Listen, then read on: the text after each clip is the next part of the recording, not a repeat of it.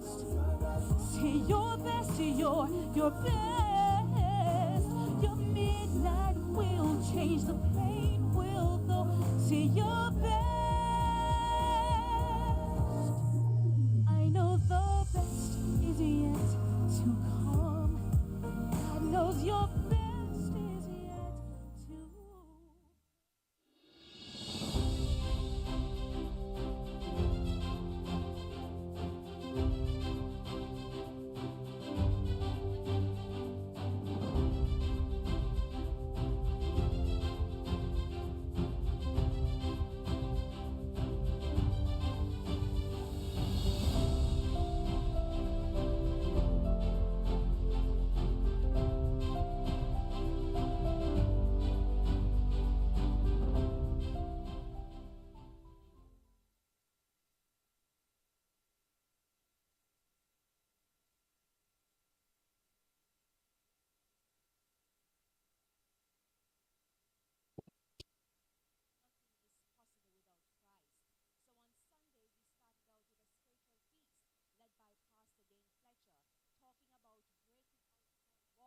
Enlarge our territory. And immediately I thought about the cry of Jabez in 1 Chronicles 4. Now, yesterday on Monday, we shifted to the business side of things where we had a riveting discussion with Professor Alvin Wint. And the topic was, is the Jamaican economy heading in the right direction? So there we spoke about all the macroeconomic factors, doing a health checkup of the economy, if you wish, talking about things like the debt to GDP ratio, exchange rate, inflation, and the impact of things like the Russian-Ukraine crisis. Now today, we'll still be talking about business. Our topic for this evening is starting and staying in business. So if you have that bright idea and you want to turn it into a business, this evening is for you. And if it is that you already have a business and you want to remain viable, this evening is also for you. And if you work with an organization, guess what? This evening is also for you because you'll be getting the tools, the skills to cope to help that organization to grow and expand. Now, before we begin this evening, we're going to be having our prayer followed by our welcome.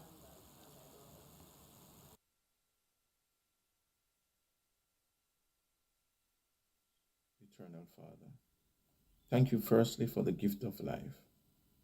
Thank you for all you've done and continue to do for us, your children. Thank you for allowing us to participate in this great plan of salvation that you have orchestrated to save humanity. As I present tonight's program to you, dear Lord, may you grant the leaders of ASI the wisdom, the tact, and the insight to better enhance the lives of the members of this your great church. We know, O Lord, we cannot do it of ourselves, so we are calling upon you to grant us the strength and the patience. May the spirit of unity dwell among us, so as we face obstacles and hindrances, we will still be overcomers together. Help us, O Lord, to totally depend upon you, to grant us innovative minds so we can develop the necessary skills needed to be successful. As we join hands and hearts together all across Jamaica and the world, may our endeavors be successful as we continue to call upon and to depend on you. Grant us once again the wisdom, the knowledge, and the understanding. And lastly, grant us a place in your eternal kingdom, is my asking with thanksgiving in Jesus' name. The Northeast Jamaica Conference of Seventh-day Adventist ASI welcomes all participants and viewers to tonight's exposition of Seventh-day Adventist small businesses. The Seventh-day Adventist Church in Jamaica, with a membership base of over 300,000, represents over 10% of our population and is by far the largest people group in the country. This means that the economic inputs of this group is not minimal. Our absence will be very telling on the GDP of this country. Tonight's presentation showcases Seventh-day Adventist micro, small, and medium enterprises, or MSMEs. Allow me to put in context tonight's meeting. The Seventh-day Adventist MSME occupies a unique position amongst the business class of this country. because our religious habits and lifestyle often restrict the choice of investments available to other categories of MSMEs. This apparent restrictive business climate includes 1. Surrendering the best business day of the week for worship, 2. Returning approximately 20% of our income as tithe and offering, 3. Dietary habits that precludes us from trading in or investing in liquor, tobacco products, coffee and caffeinated beverages, foods such as pork, shellfish, while others totally reject all animal products. 4. Physical deportment that restrict the trade in and wearing of jewelry, makeup, body pairs, or tattoos. 5th, stewardship practices that prevents investments in the entertainment industry, bars and liquor outlets, betting, gaming and lottery shops, coffee farming and coffee shops, delis, jerk stands, jewelry stores, beauty salons, and the fishing of lobster, conch, shrimps. The remainder of us who survives to tell the tale, including transport operators and farmers, close our business on the most lucrative day of the week. 6. The proceeds of Adventist business has a greater likelihood of being invested in the welfare of humanity than purchasing stocks and bonds in the Jamaica Stock Exchange. 7. Our existence in a third world economy limits the majority of us from having enough collaterals for startup and retooling loans. The above 7 realities, by all appearances, defies the principles of business and restrict even further our existence. Paradoxically, in the midst of all of these apparent constraints, this sector continues to grow exponentially, numerically, and economically. This sector is linked to the growth of the Seventh-day Adventist Church as its primary source of funding. Any threat to Adventist small business is a threat to the existence of the church as well. There is relevance for celebrating our exploits tonight. Our wealth of experience of surviving amidst so much limitations qualifies us to educate our government with ideas on transitioning our country and a trajectory of unparalleled growth. This expose this evening reveals SDA small business not as a group of masochists, but astute strategists, and our exposure demands the highest respect by all our business peers in all sectors of the economy. In conclusion, the foregoing 7 points demonstrate at least 3 realities. A. To survive and grow amidst the foregoing constraints present a more telling sermon confirming the existence of a divine God in our daily operations than we could do on pulpits. The Seventh-day Adventist small business presents one of the greatest examples of faith that works. B. Our willingness to forego so much testifies that we are just as willing to sacrifice our profits for the salvation of our workers and countrymen. C. Achieving so much out of so little qualifies the Adventist small business for scientific analysis. The foregoing reasons lends relevance to tonight's presentation. This evening, we, the successful business leaders of the Northeast Territory, bring heartfelt greetings from the turquoise waters of Long Bay to the grandeur of the Rio Grande, to the majestic cloud-capped peaks of the Blue Mountain. We welcome you from those of us resident in the curves and turns of the junction to the meandering meadows of Port Maria.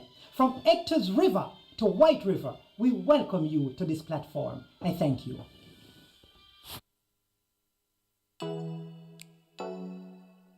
Welcome, and this is Plants Are Us Jamaica. We are a small local backyard plant nursery located in Drax Hall, St. Anne, Jamaica.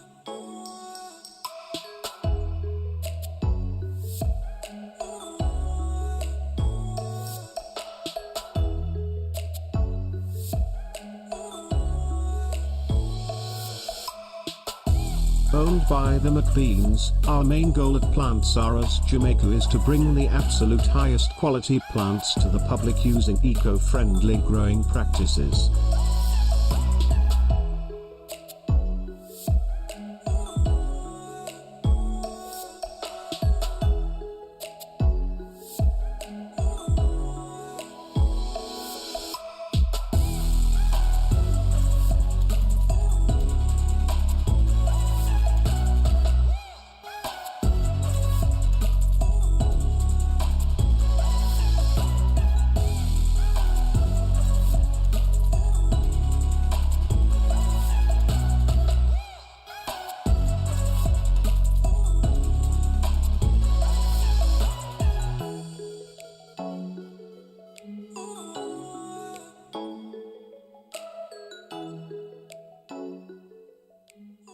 You live and work overseas, but you're building a house here in Jamaica.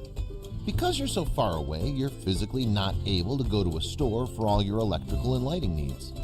But did you know you could go to fosrich.com to make all your electrical, lighting, and solar energy purchases? Shop now and your relatives in Jamaica will receive the order delivered right at their doorsteps.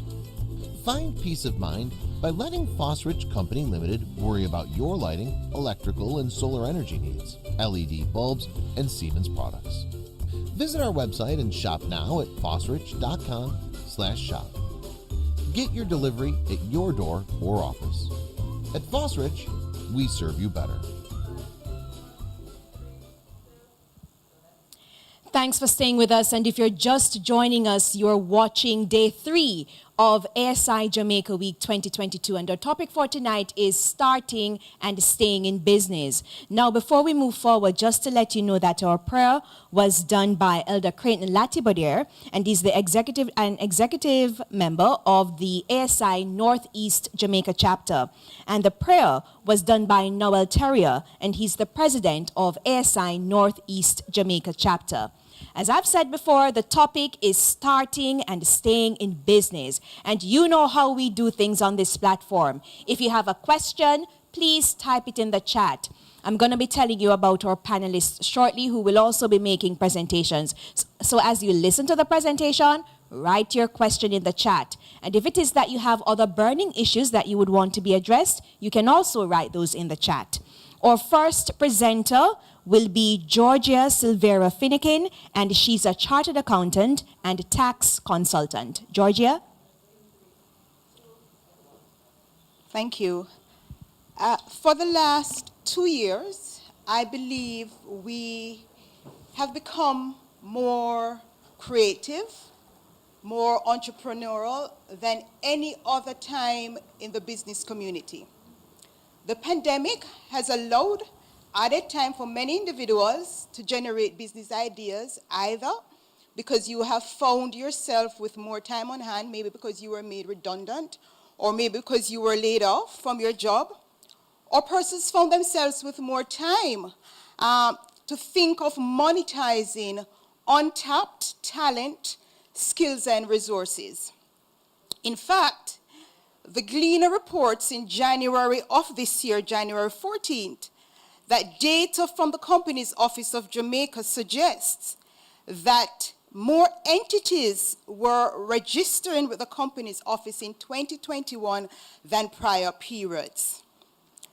The Companies Office also reported that there was a 33% increase of incorporations for businesses and 24% for companies. When we look at the international scene, the Global Entrepreneurship Monitor, otherwise known as GEM, that studies entrepreneurship activities worldwide, reported in its 2021-2022 report that entrepreneurial activities were increased over the last 2 years. The ASI, and by extension the Jamaica Union of Seventh-day Adventists, seeks to create the enabling environment for hard, robust, and credible information for its members and the wider society.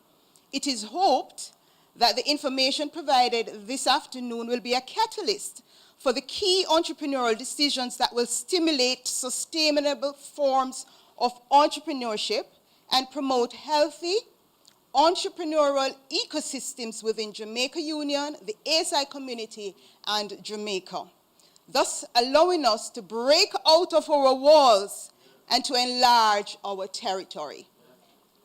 So this evening's presentation, I will be breaking it down in two parts: starting your business and the recommended actions prior to starting the business, and also the recommended actions for staying in business.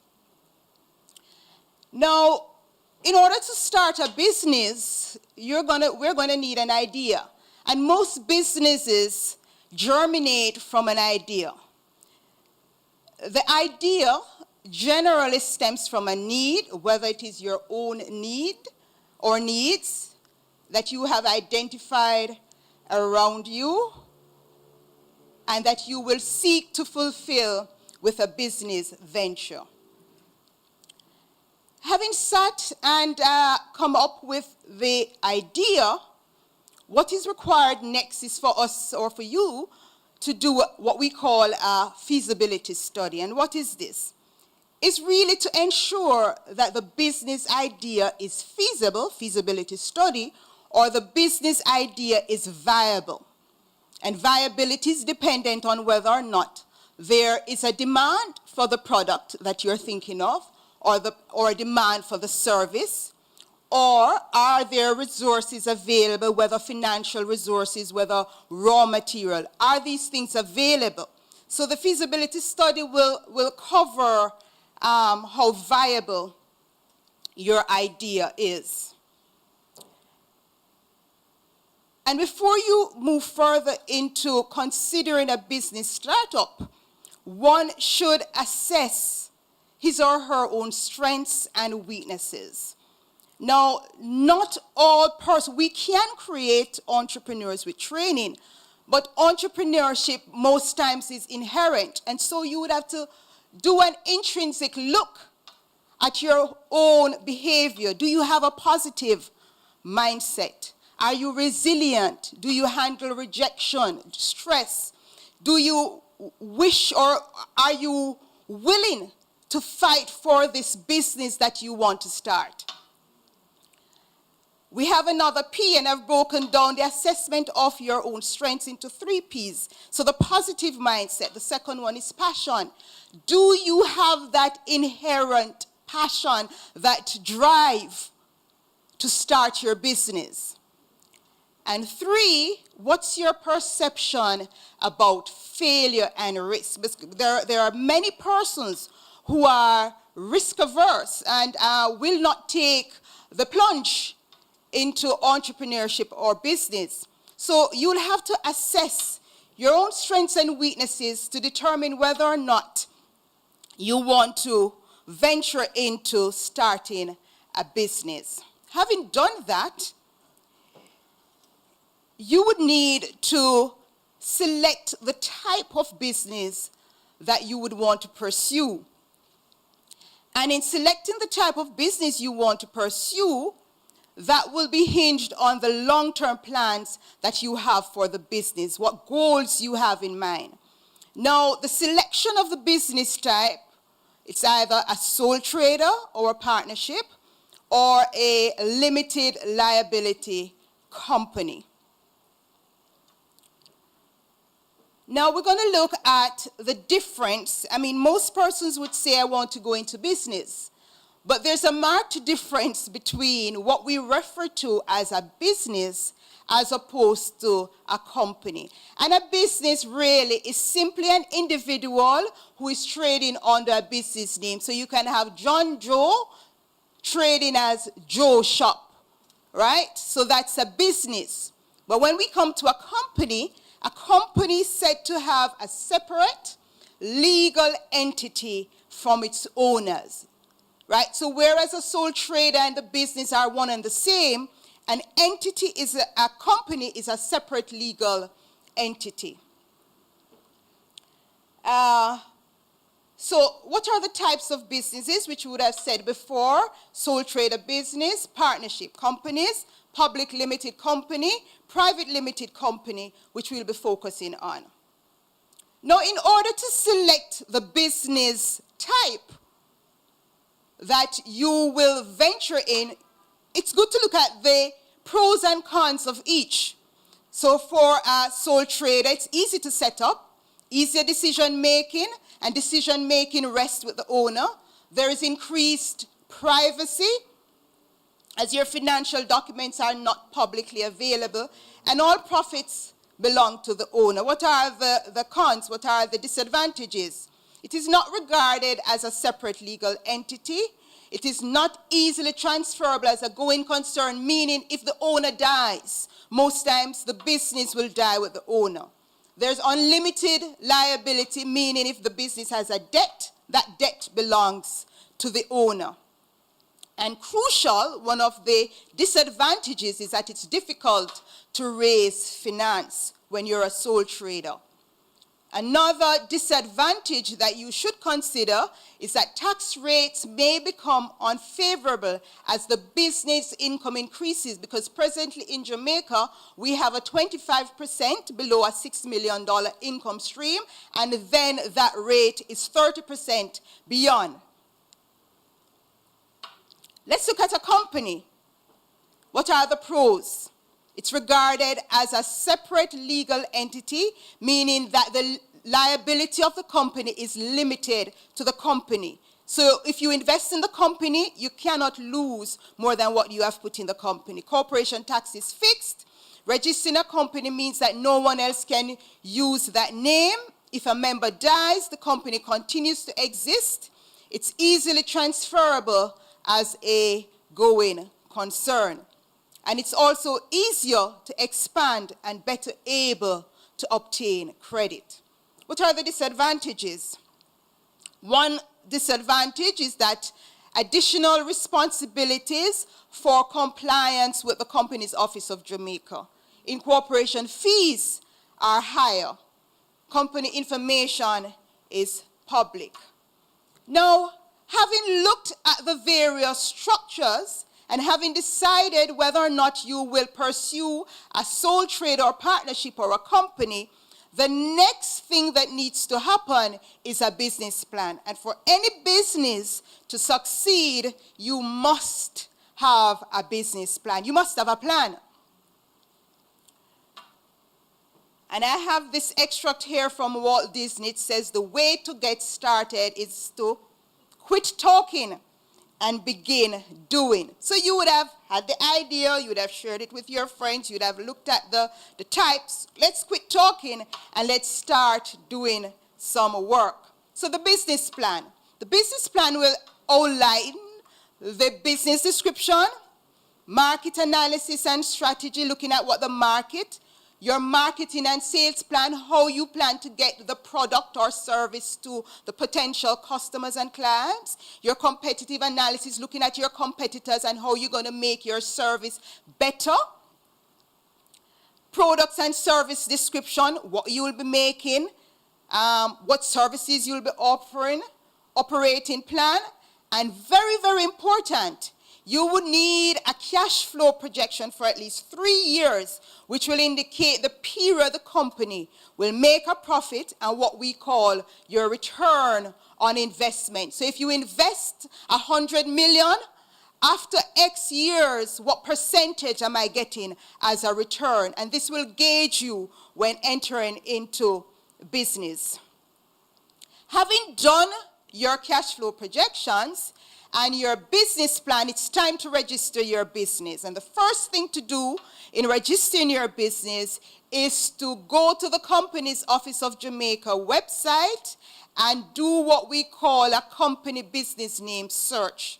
You complete and submit the company name search and name reservation form, which is a Form 6, at the Companies Office. And there's a cost associated with that. You can see that on your screen. That cost is $3,500. It's very important for you to check, because you may have a company name and you may proceed to do a website, you may proceed to print flyers with a company name that you cannot use. So it's very, very important that you seek first to check whether or not the company name is available.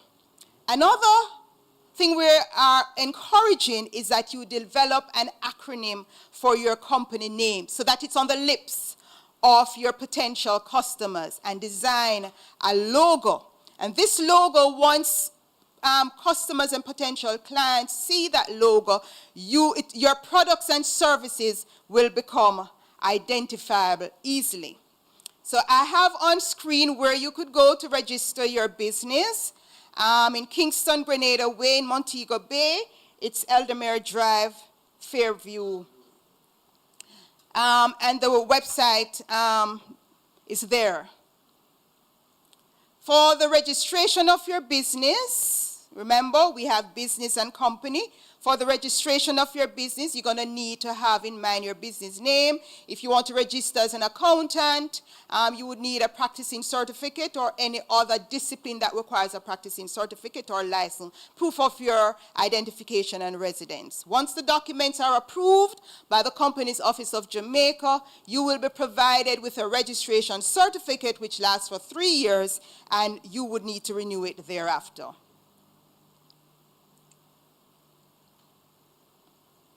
Now, when we move to the registration of a company, the process is similar, a little more detailed. So you will need to choose a company name, decide on the company structure, choose the directors, appoint a company secretary, choose shareholders, and identify individuals who will have significant control over the company.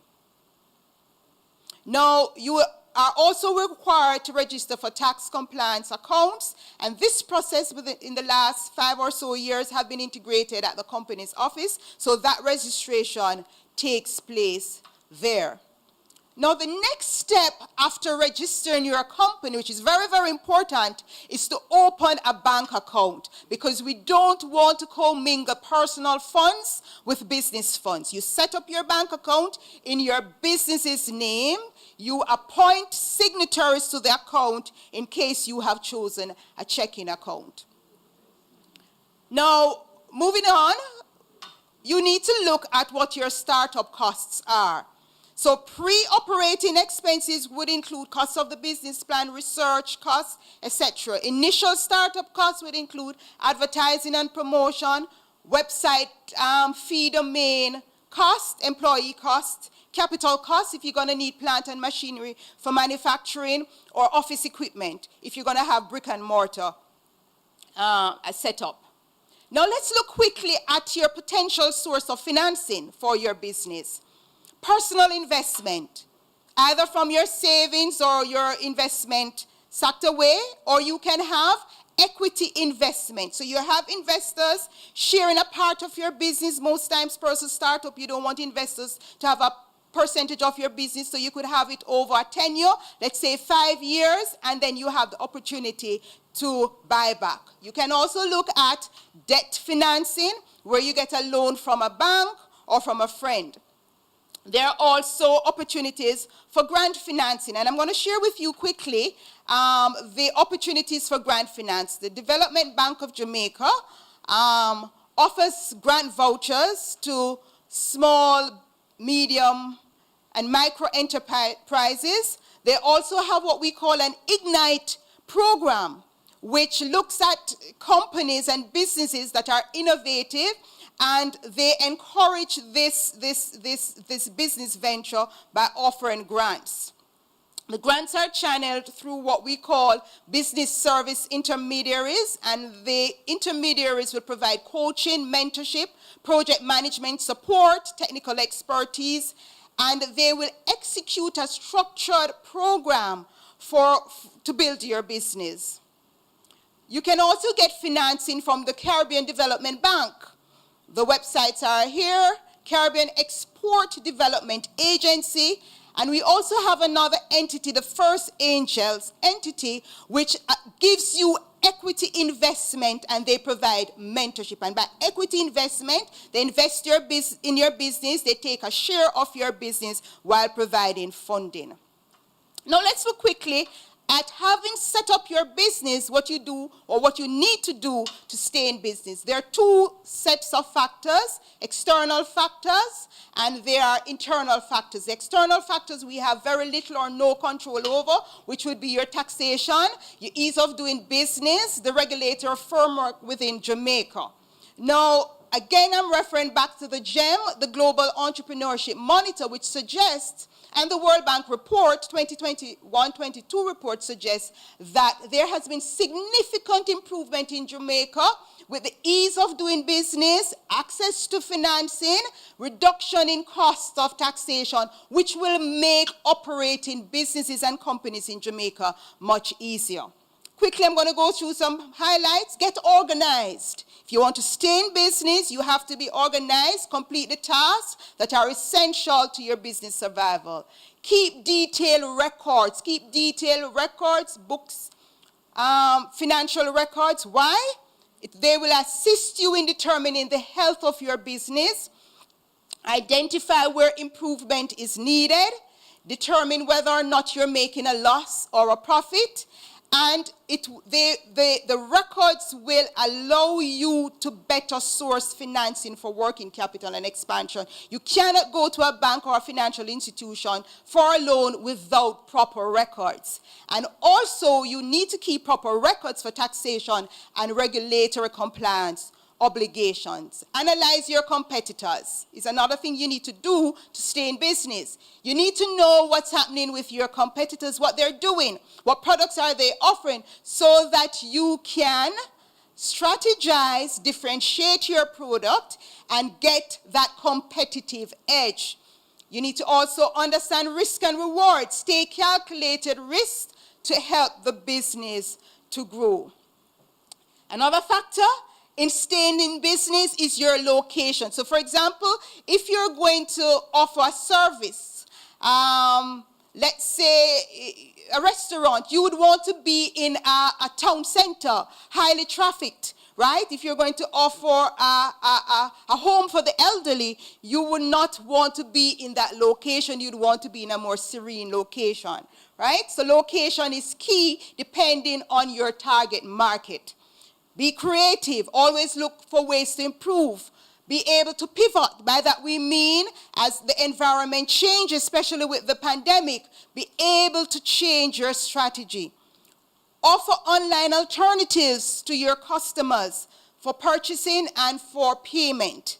Networking and marketing is very important. And networking and marketing doesn't necessarily mean you're doing that to get clients. What it means, it also incorporates partnering with companies for complementary products. So a company is making bread. You're doing jelly.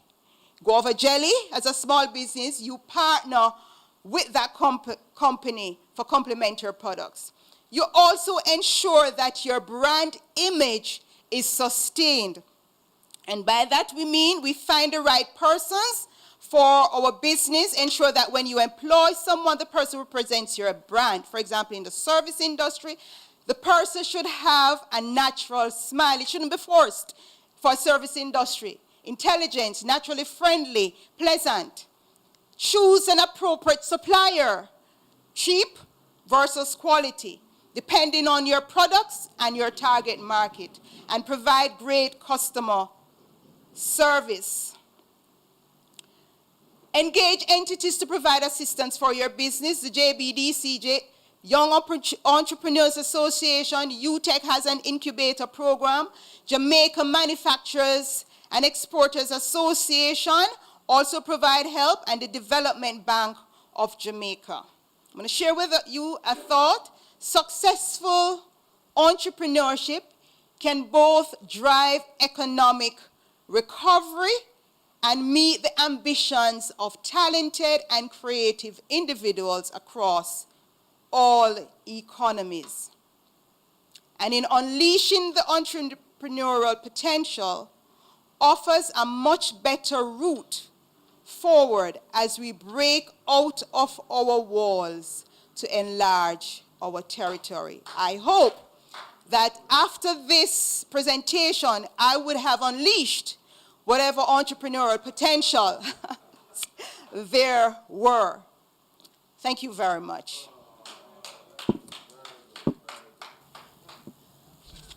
We shop every day, but have you ever thought that these products are made right here in Jamaica? Let me introduce you to United Plastics Company Limited, a plastic bottle manufacturer which makes bottles of different shapes and sizes for the food, sanitation, chemical, and pharmaceutical markets. Some of these bottles include the 5-gallon, 1-liter round, 16, 12, and 10-ounce juice bottles, and 16 and 8-ounce cylindrical bottles. The process begins with imported plastic resin, which is fed into a blow molder. The material is melted at high temperatures, extruded in a molten form into molds specific for each bottle, blown into shape, cooled rapidly, and ejected as a fully formed bottle. The bottles are then trimmed, tested, and packaged.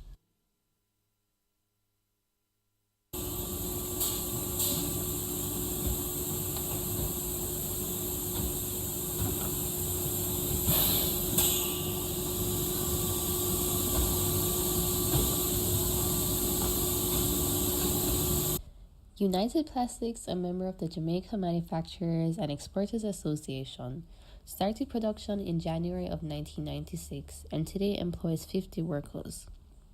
You may visit United Plastics Company Limited at 4 Olympic Way, Kingston 11, and contact them through email uplastics@cwjamaica.com or call at 876-923-6599, 876-454-7670, or 876-615-2771.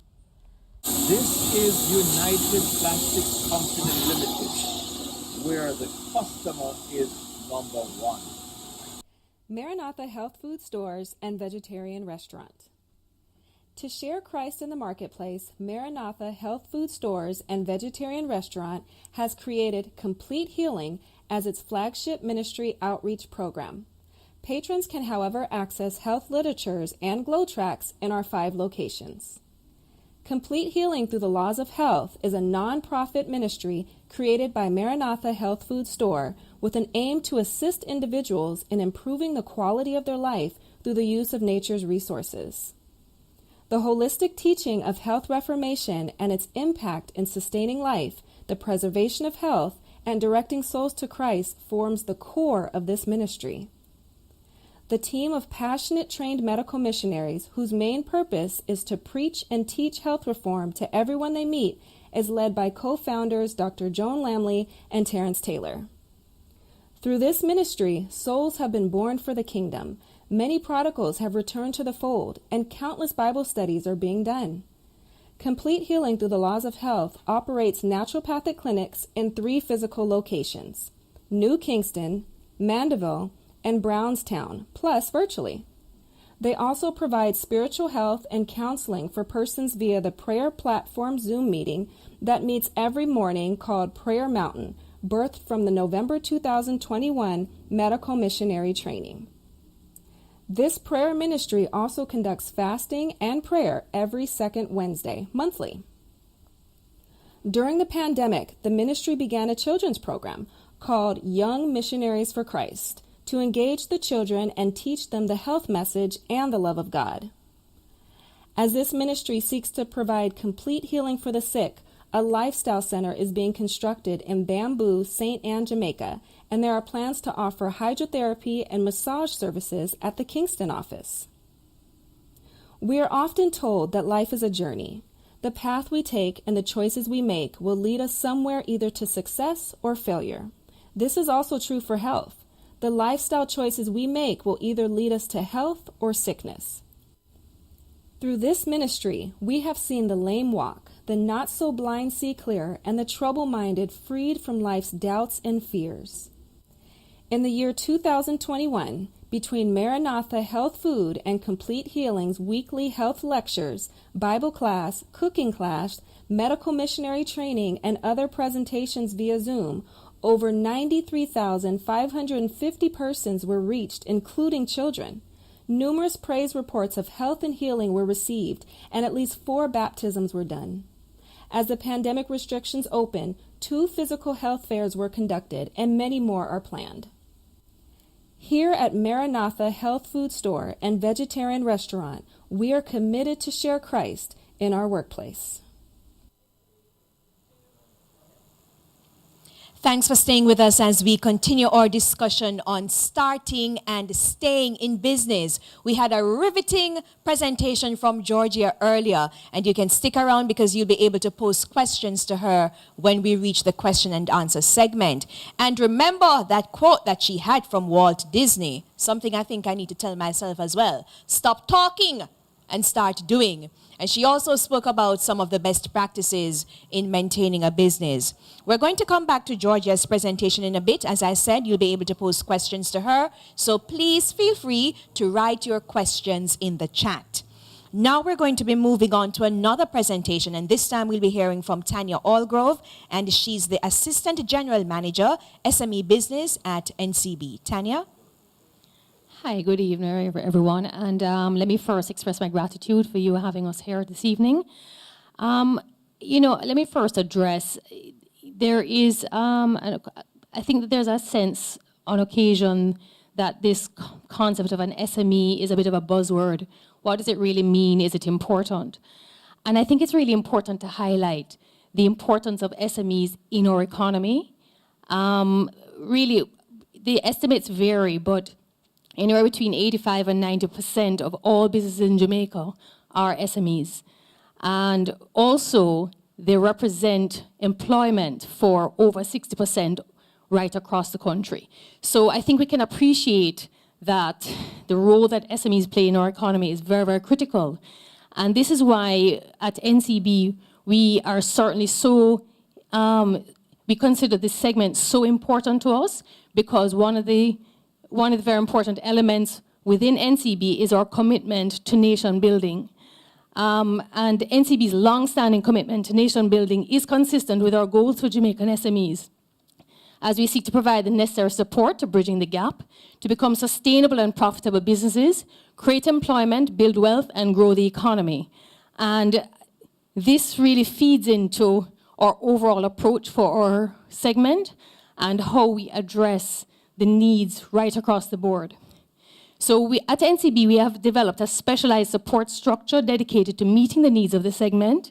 We have provided specialized programs. We've developed specialized products, services, and programs geared towards SMEs to address the special needs in growing their businesses and accessing banking needs in an efficient manner.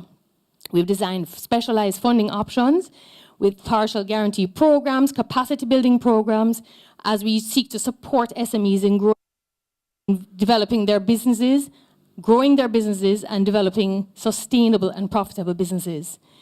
We have, and I think I want to highlight this because it's something that we're often asked about, we have developed simplified lending frameworks for smaller SMEs to improve the ability of those borrowers to qualify for financing. But I think I want to extend a little bit outside of financing, because when people think of the relationship of SMEs with their bank, the first thing that often is highlighted is financing, and financing is very, very important.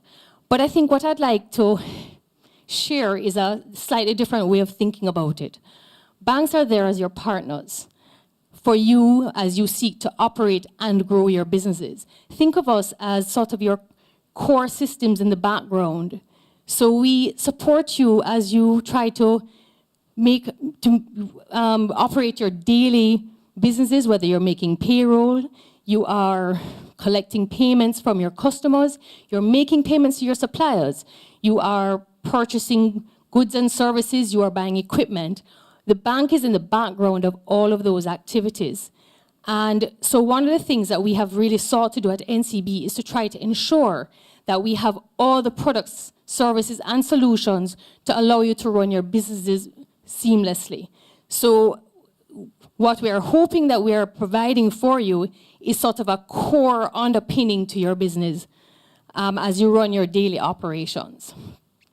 So it can go anywhere from simple deposit and transaction solutions.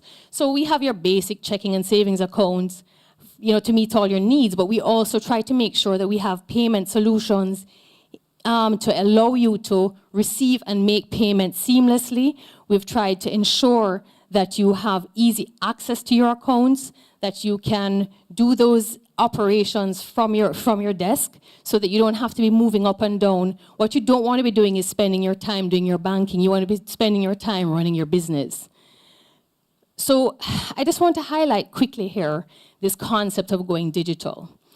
And it's gotten a bit of a bad name, but I think it's important to highlight why this is something that we consider important for you and as you seek to grow your business. Digital solutions allow you as a business to grow and expand and access more customers in a much more seamless manner, but very importantly, it is less capital intensive. So just as an example, you don't want to have to build a location in Kingston and then another one in Montego Bay and another one in Port Antonio. If you can actually set up your business in a way that allows you to access business right across the country without having to set up brick and mortar, expand, have to buy more trucks and vehicles, then what this allows you to do is to use, by using digital solutions, you can actually grow and expand. Now, we have a wide range, and I have a handful of examples here, and I'm not necessarily going to go through them in detail, but I think what I'm trying to highlight here is that we have the ability to work with you, understand your business, and develop appropriate solutions to allow you to grow your business in a digital way, in a seamless manner. So I'm going to get to the financing because everybody wants to know about the financing. So we have a very wide range of financing solutions. We run the gamut, and anytime we see a gap, we try to make sure we fill it. These solutions are specially designed for SMEs. They're not broadly available. What we have done is we've really tried to make sure we're targeting what we're developing to the needs of the sector. And obviously small, micro, and medium may have slightly different needs, but we have sought to ensure that we understand the segments, we understand you, and try to make sure that what we're developing is in keeping with what it is that you need. I do want to highlight that we do have partnerships, and I have highlighted here the DBJ because the DBJ has been a fantastic partner to us. We leverage their programs quite extensively between their technical voucher programs, their partial guarantee programs, and we ensure that we're using those to the best advantage of our SMEs.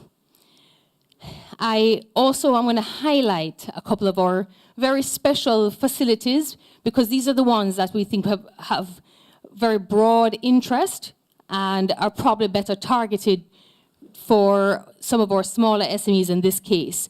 So one of the complaints has always been that financing is too difficult to get.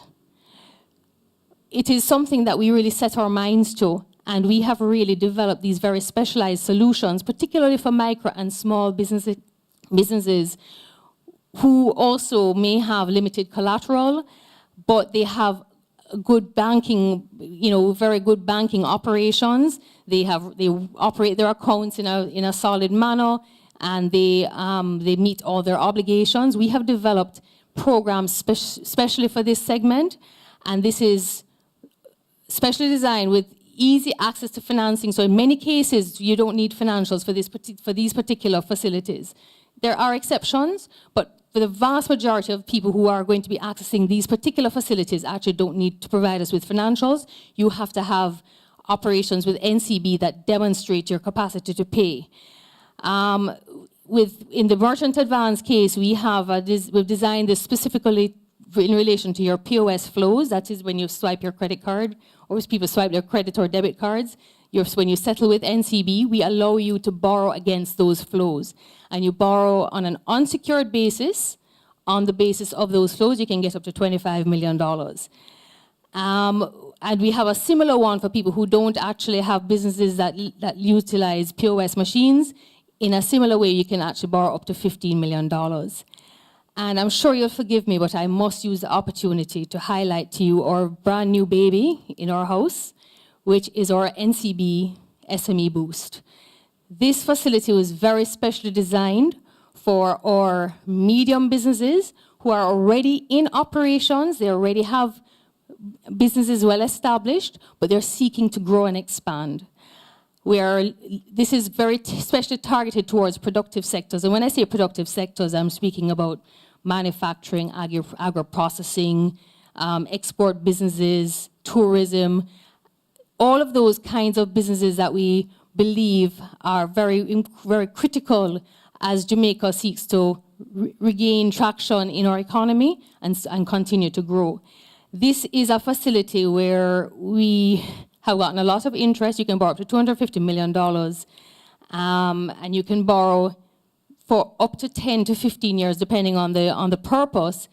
It has very special interest rates attached to it. Conditions do apply, but we have really ensured that we've ring-fenced this facility because we want to ensure that we have this available to try to boost the economic activity, boost productive capacity right across the board. So I'm going to leave you with that, but I do invite anyone to come and visit us, check out our options, and I do thank you again for having us here this evening. The Three Angels Mobile Clinic unit had been put on pause based on government restrictions. However, with God, all things are possible. On October 24th, 2021, the mobile unit partnered with the Ministry of Health and journeyed to Cross Keys in South Manchester. This was in an attempt to vaccinate as many individuals as possible. Approximately 30 individuals were vaccinated on that day. With the lifting of the COVID-19 restrictions in early March 2022, God be praised, we were able to move forward and resume our outreaches. Since April 2022 to date, the mobile clinic has offered services to approximately 257 persons, including adults and children. The services offered and the number of individuals who were benefited since then are 58 males who had prostate screening done, 73 had HIV tests done, 43 females had pap smears done, 150 individuals had blood pressure screening done, 15 individuals had cholesterol screening done, 50 individuals had blood sugar testing done, 26 individuals had weight and height checked, 24 did body mass index, and 104 individuals had dental screenings completed, with 64 receiving cleanings. The team visited the following communities in April 2022: Mason River in Clarendon, Trial in Junction St. Elizabeth, and Dobson in Colleyville. This was done through the partnership with the Southern Regional Health Authority for their Farmers Group intervention. We gave our best to the farmers who diligently toil the soil daily in an effort to provide our ground provisions. Additionally, we partnered with the Ministry of Health and Wellness Southern Regional Health Authority for a health fair, giving back to the community of Rocky Point in Clarendon. We also teamed up with the Meadowvale Seventh-day Adventist Church in Kingston and the Asia Seventh-day Adventist Church in South Manchester to help our fellow brothers and sisters. Last but certainly not least, while we look forward to serving others in the future for the events we have lined up, we cannot forget the mobile unit is currently being utilized 3 days a week to accommodate the dental clinic housed at the Manchester Comprehensive Clinic, which is currently undergoing renovation. We are happy to offer our services to various communities through our ministry to help touch lives throughout our island, Jamaica. Continue to pray for the team and also that more individuals will volunteer their time and talents in the service of our Master. Welcome. My name is Raymond Williams, the owner of Race Promotion and Business Solution. Race Promotion and Business Solution offers a wide variety of services to our customers. On the promotional side, we offer photography and videography services for all type of events, such as weddings, graduations, birthdays, and any special event you would like to capture with your family or friends. Business Solution.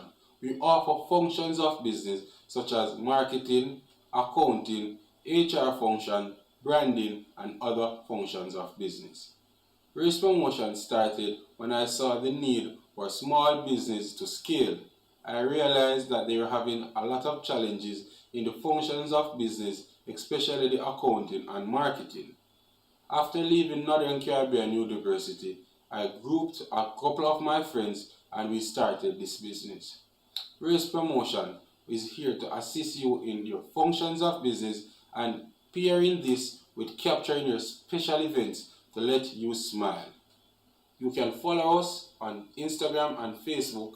Our numbers are 573-3951.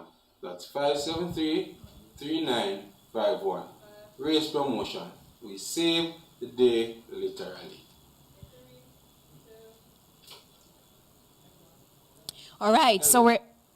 Okay, yes, it's my turn. We're back with Tanya Allgrove, the Assistant General Manager, SME Business Solutions at NCB, and Georgia Silvera Finnekin, a Chartered Accountant and a Tax Consultant. So it's time for our question and answer session. I think I'm seeing one question in the chat so far, and we're going to be getting to that. But if you also have other questions, don't just sit around your computer or TV looking. Type them in the chat. That's why we're here, to facilitate you. So I'm looking forward to seeing the other questions popping up in the chat as we start the discussion.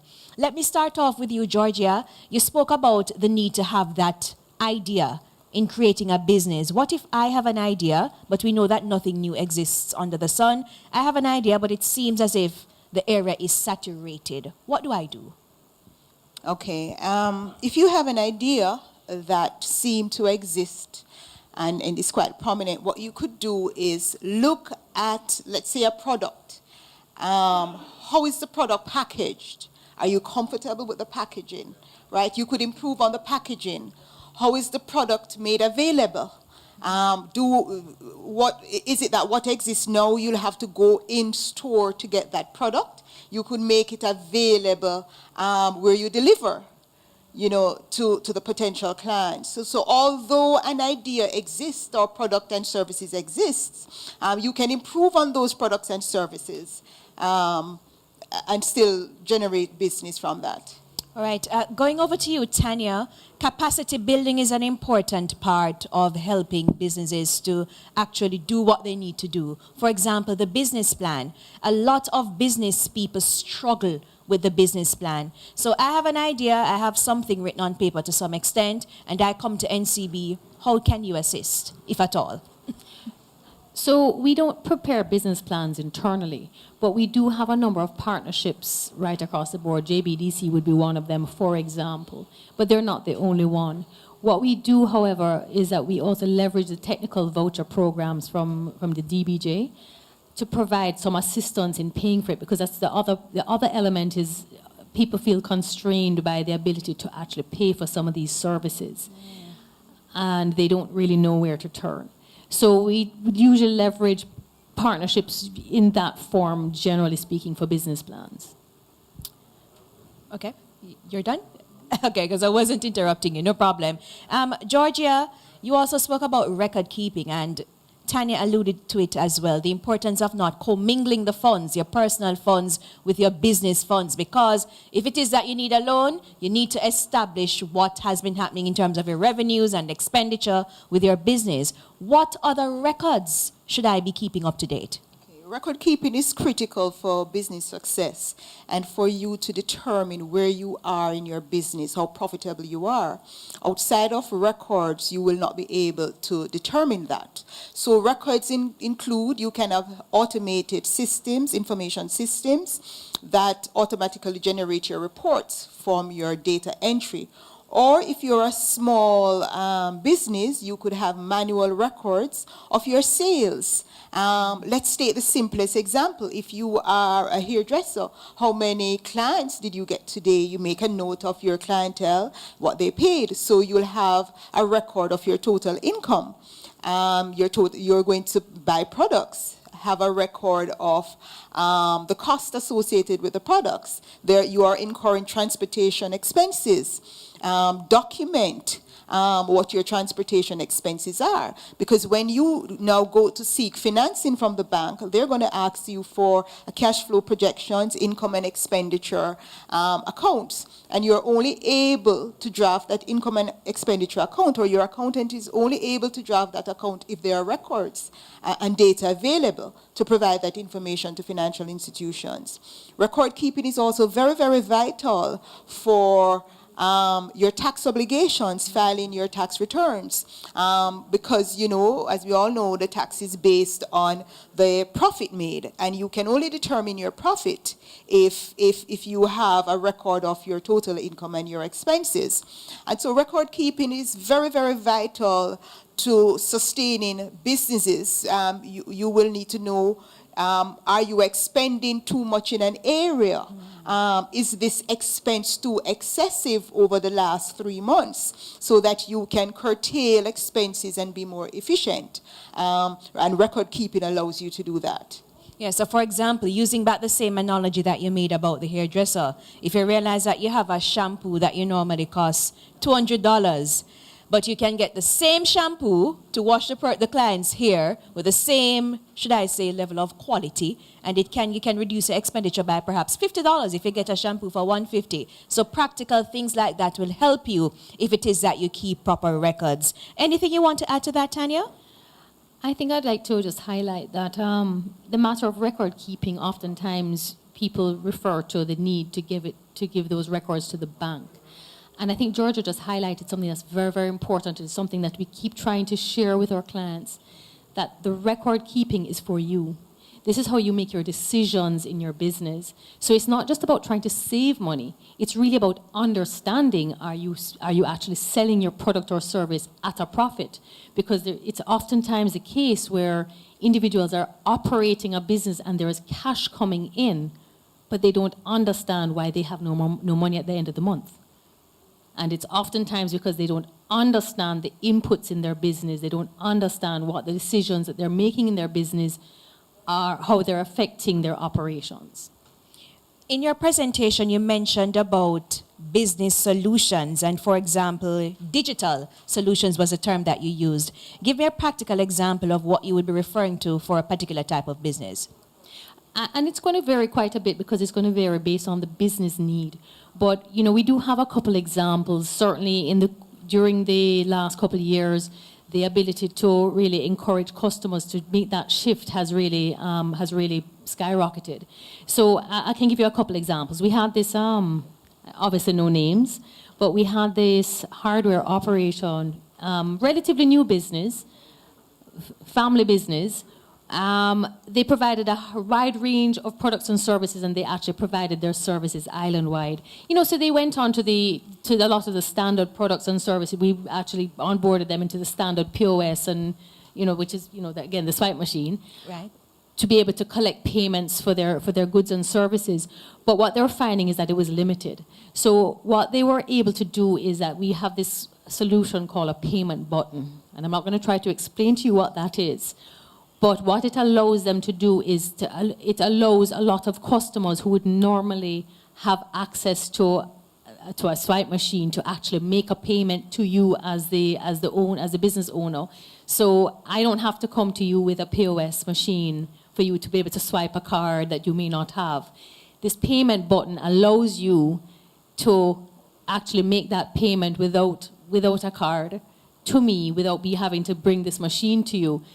What that allows you to do is it allows you to expand where you can sell. Access to customers is one of those things that people don't necessarily think about, but if you have to go to every single customer to collect a payment, it means you can only sell to so many customers.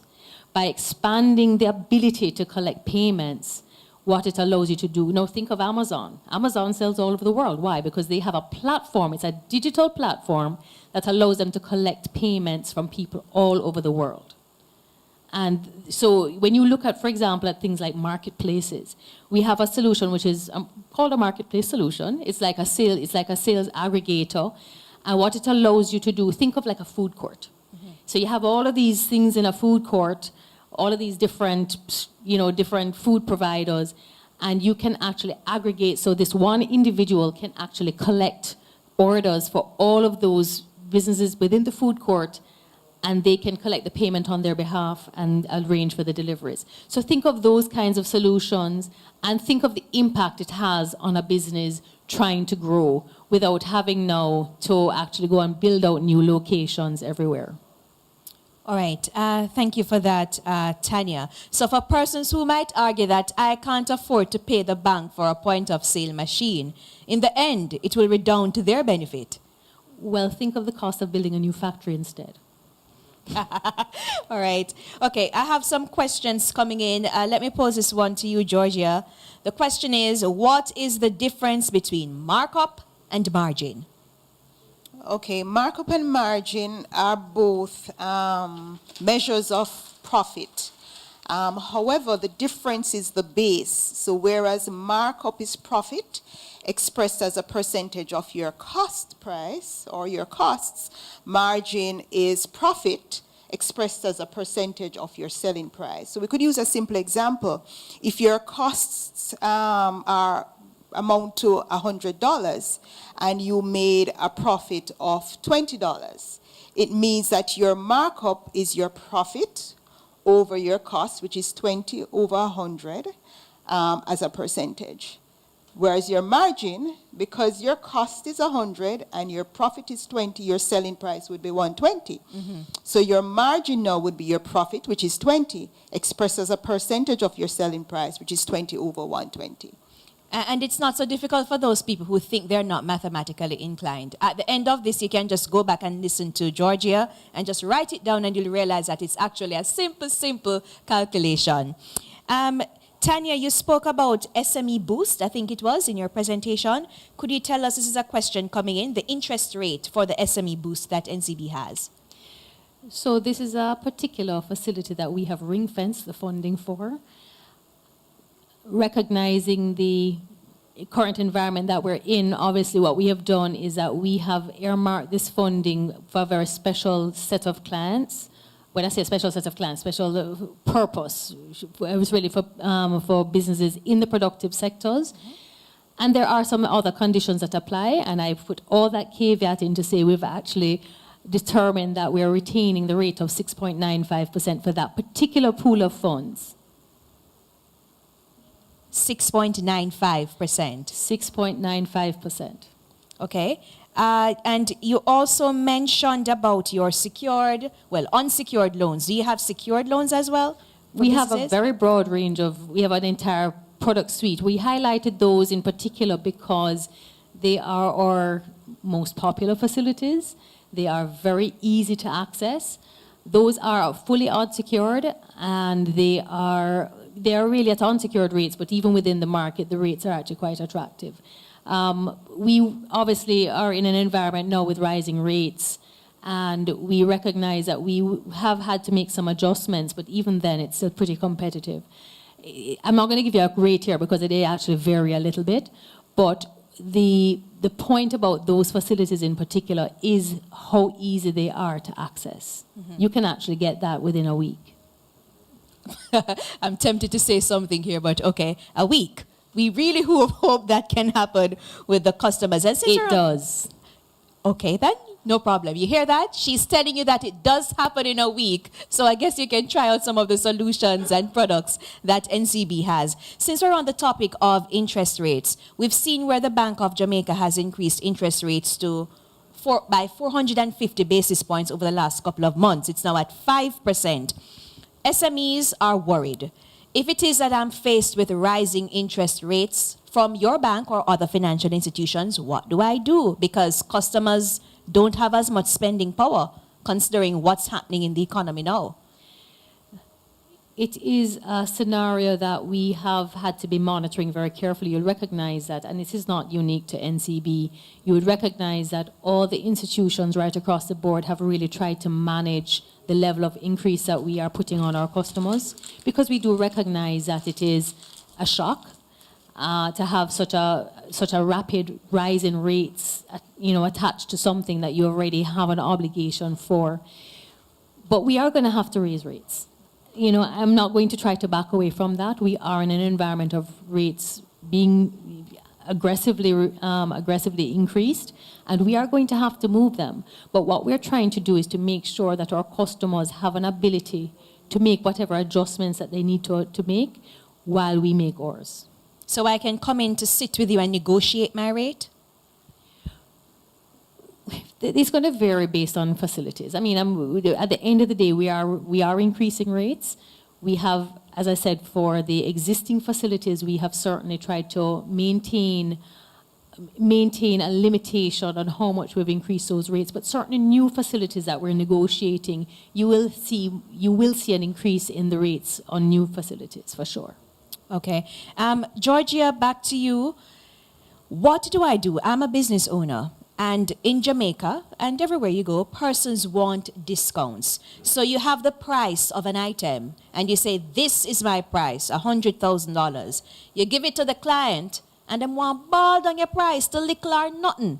You're a business owner, perhaps a partnership or a single owner, and you don't want to lose the client, but at the same time, you can't operate at a loss. How do you negotiate that? Okay, so prior to setting your prices, you would have determined, back to the question of markup and margin, you would have determined what markup I want on my goods. So you would probably design a spread to say markup between 10 and 15% or 15 and 20%, which will allow you to negotiate discounts with your clients. It's always good not to have a static markup, to say a fixed markup, right? And you based your projections and your bottom line on that spread, which will give you the latitude for discounts. But what do I do then in the case that you may give a client one cost and another client gets another cost and you appear disingenuous? Well, as businesses mature, the flexibility of discounts get less. So, for example, if you have a structured business, so to speak, a mature business, you would have a set discount, and there's no flexibility in that at times, right? You also have differentiation between your customers. So if you have a customer that buys in large quantities, it is expected that the larger quantity purchaser, customer, will get a higher discount, right? And so, and they will benefit from the economies of scale with purchasing in large quantities. All right. Thank you very much, Georgia. And I'm going back to you, Tanya, a bit. Earlier we spoke about unsecured and secured loans. This is a question coming in. Is NCB now using inventory and receivables as collateral? No. No. So what are you using as collateral as we speak? So currently, we would have a range of collateral that would be accessible, but certainly we have been leveraging quite heavily, particularly for this segment, we've been leveraging the DBJ Partial Guarantee Program quite extensively. And that is something which which a lot of SMEs have found very, very useful, particularly where you have very limited collateral available. Obviously, we do take the traditional collateral collateral types, but you do have to recognize that we are also operating in a regulatory environment, and there are rules around how collateral is taken and what it represents. So if I lend to you against inventory and receivables, I'm lending to you on an unsecured basis. Okay. Thank you very much, Tanya. So we're going to be taking a break, but don't go too far. Stay where you are. Drink your water while you listen to this commercial, and let's see the message that we have in store.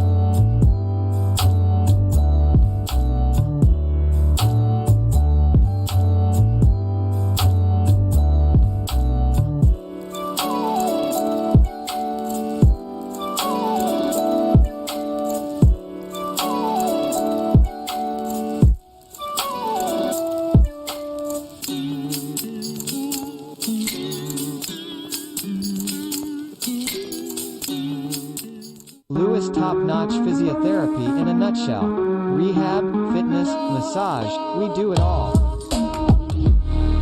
For appointments, call us.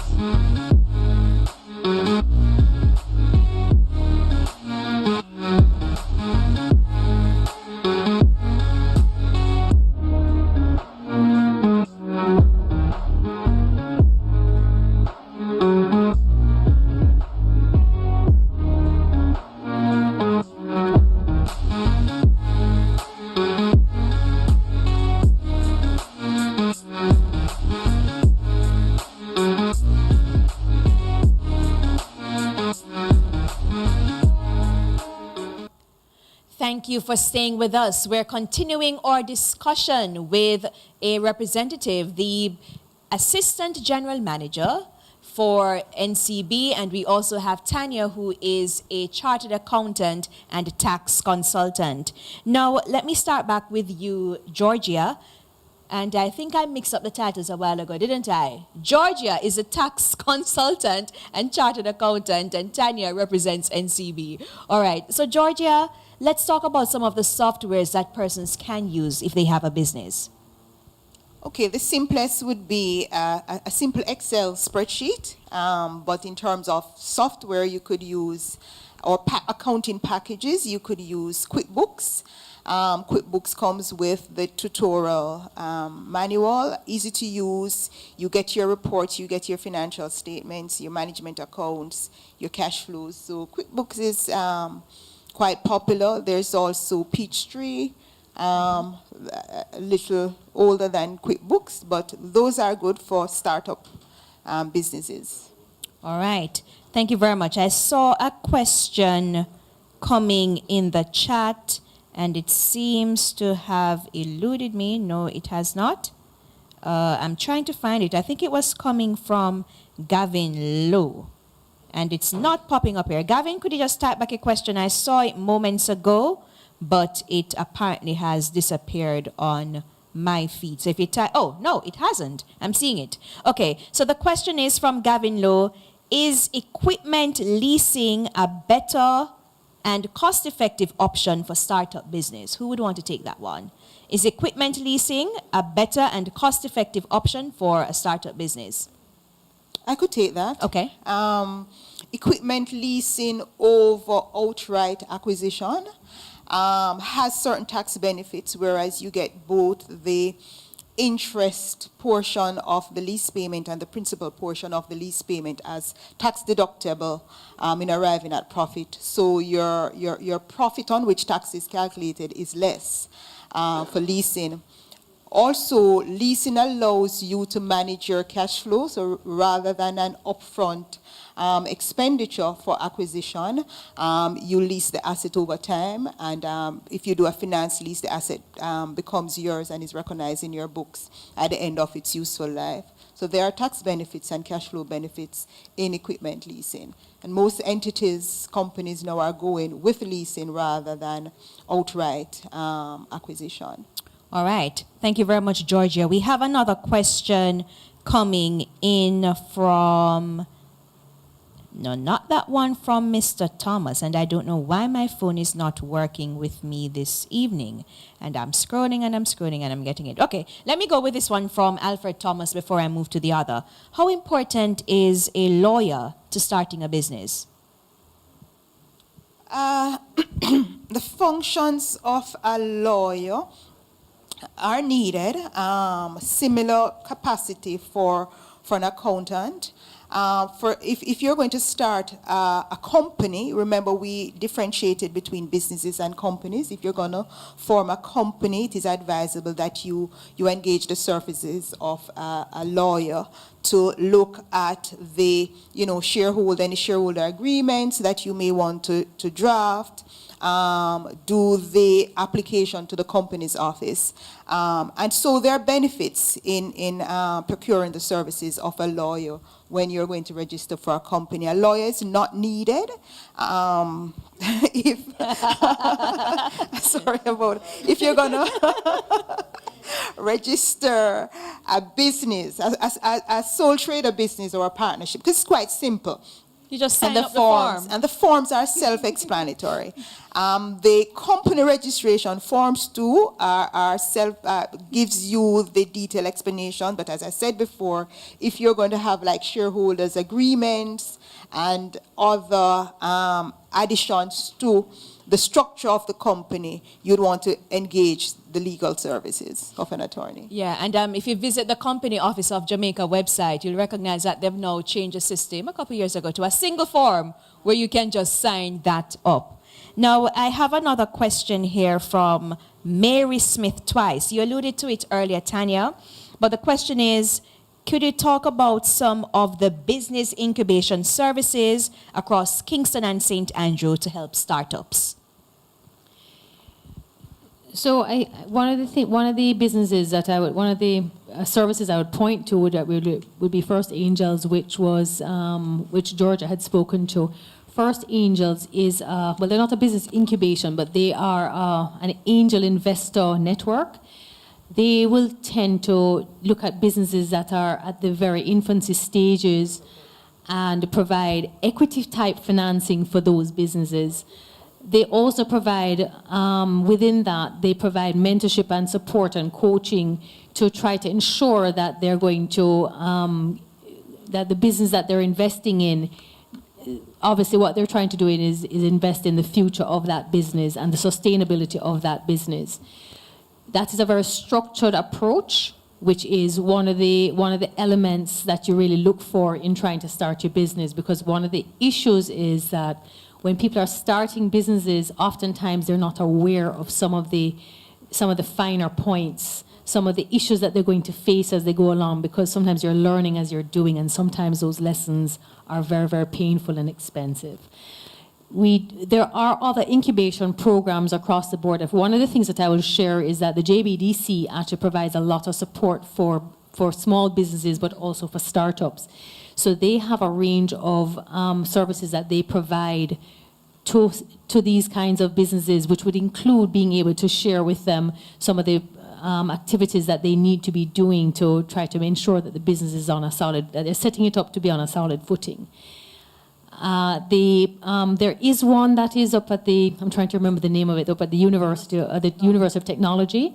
That one has been around for some time, but again, that is another business incubation program supporting businesses as they're trying to actually set up that new business. And just to add to that, the business incubator at the University of Technology actually provides office space, and support services to small businesses who may be need a location, and without a location, administrative secretarial services that will create that environment for growth. All right. And let me put this to you. We're having a logistical nightmare now in various parts of the world based on what's happening with the Russian-Ukraine crisis and what's happening at sea. What can entrepreneurs do in this period? Because, in terms of products, so say, for example, I am a production company and I depend on the raw material that's coming in to get my business going. How can I pivot? What can I do within this period? One of the things that the businesses are going to have to do is that they're going to have to explore alternatives. The reality is that the supply chain issues are real and they are expected to be ongoing for some time. There's a logjam right across, and it's not just the coming out of the pandemic, we did have supply chain issues, which was then further exacerbated by the fact that China went back into lockdown. So having restarted, they went back into lockdown, which is again, which ensured that we were not able to work our way out. And then Russia invaded Ukraine. So we are working in a scenario, in an environment where there's so many issues at play that what you're going to find is that all business owners are going to have to be a lot more flexible about how they source their goods. They're going to have to be a lot more creative around how they source their goods. We cannot share here a solution because there is not one solution. They are going to have to be flexible. Okay, and we have come to the end of our discussion, but before we go, I'd like to give each of you an opportunity to make some closing remarks. Who wants to go first? Okay, I'll pick somebody. Georgia, you can do your closing remarks quickly, and then Tanya, you can follow. I think the economic environment is quite adept now to businesses. The framework is in place in terms of regulatory framework, in terms of the ease of doing business. There are opportunities, as you mentioned, the logistic nightmare is for local producers to now step up to the plate. Several opportunities exist in construction, in IT, that we can make use of. And now is the time to start your business and adopt some of what we would have shared with you this afternoon. Okay, Tanya? So let me first and foremost, let me again thank you for having us here this evening. I would like to really sort of just jump onto something that Georgia just said, which is that, the environment that we're operating in has provided actually a lot of opportunities as well as challenges. And I think it's really now just how we coalesce around some of those elements and try to lift our way out. We are right now going into another environment where we are going to be experiencing high inflation as well as the supply chain issues, which, obviously all those things feed into it. We are resilient people. We've gone through much worse. And what I will say is that coming out of those really difficult times, what you have found is that people have really risen like the phoenix. And what I'm really want to share here is that we are encouraging our SME businesses to really engage with us to try to ensure that we can support our SME businesses as they seek to grow and expand, because at a very fundamental level, all of us in this room, all of us out there rely very heavily on our SME businesses being successful. Thank you very much, Tanya. And you just heard from Tanya Algrove, Assistant General Manager, SME Business at the National Commercial Bank. And before her, you heard the closing remarks from Georgia Silvera Finnekin, Chartered Accountant and Tax Consultant. We have another break, and then we'll be back. You live and work overseas, but you're building a house here in Jamaica. Because you're so far away, you're physically not able to go to a store for all your electrical and lighting needs. But did you know you could go to fosrich.com to make all your electrical, lighting, and solar energy purchases? Shop now and your relatives in Jamaica will receive the order delivered right at their doorsteps. Find peace of mind by letting Fosrich Company Limited worry about your lighting, electrical, and solar energy needs, LED bulbs, and Siemens products. Visit our website and shop now at fosrich.com/shop. Get your delivery at your door or office. At Fosrich, we serve you better. And we're back. Thanks for staying with us. So, as we said earlier, it is ASI Jamaica Week 2022. We had Pastor Dane Fletcher on Sunday with his presentation. We started off with our spiritual journey. Yesterday we talked about the Jamaican economy, if it's heading in the right direction, and tonight we focused on starting and staying in business. Tomorrow night we're going to be going back to our spiritual feast. So we're going back to the theme of breaking out of the walls to enlarge our territory, and we'll be hearing from Elder Wayne Clark, and he's the president of ASI, the West Jamaica chapter. So you know that we normally put the things on YouTube before. Set a reminder so that when we go live tomorrow night, you'll be able to join us to hear what Elder Wayne Clark has to say. And if you've not yet subscribed to EJC, East Jamaica Conference's YouTube platform, please go ahead and do that. Just click that red button, which is usually on the right of your screen. So ensure that you subscribe so that whenever time we go live, once there's something posted, you'll be able to see it, you'll be able to hear it. Now, you've got a lot of useful tips tonight if it is that you want to start to execute that bright idea, or if it is that you want to make your business remain viable. Please share the YouTube link with your family and friends. If you have a friend who has a business that is struggling, share the link with them. And you can also go back and make your notes and share those notes with persons so that they'll be able to remain viable. Because as you heard earlier, we're having a very, very rough period now. But if each of us reach one, we'll be able to come through this crisis. So until tomorrow night, when we see you, thank you for tuning in. Thank you for joining us. I am Andrea Chisholm Anglin. Stay tuned and keep listening to what ASI has to offer. Have a wonderful night.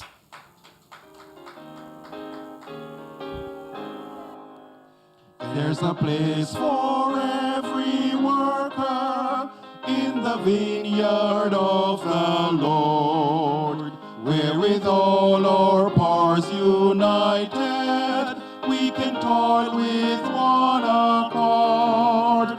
There are needy hearts now waiting for the help which we can give.